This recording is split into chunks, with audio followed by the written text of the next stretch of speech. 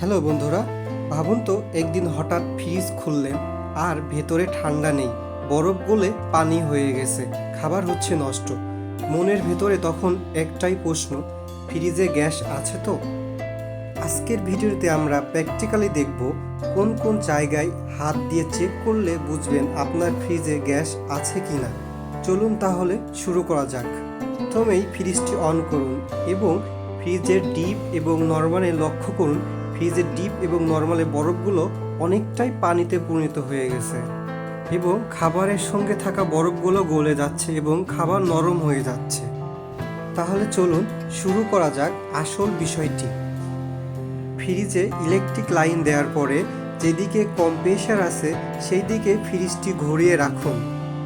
ফ্রিজের পিছনের সাইডে যেখানে কম্প্রেসার আছে সেই দিকে লক্ষ্য করুন। ফ্রিজের কম্প্রেসারের সাইডে দুইটি পাইপ দেখতে পারবেন, একটা চিকন ও একটি তুলনামূলক হালকা মোটা। চিকন পাইপটিকে বলা হয় ডিসচার্জ পাইপ এবং মোটা পাইপটিকে বলা হয় সাকশন। চিকন পাইপটি ডিসচার্জ লাইন। এই পাইপটি হাত দিয়ে স্পর্শ করুন।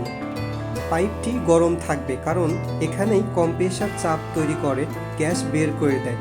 যদি এই লাইন গরম না হয় তাহলে বুঝতে হবে গ্যাস নেই অথবা কম্প্রেসার ঠিক মতন কাজ করছে না। কম্প্রেসারটি হাত দিয়ে স্পর্শ করে দেখুন কম্প্রেসারটি কি অন হয়েছে কিনা।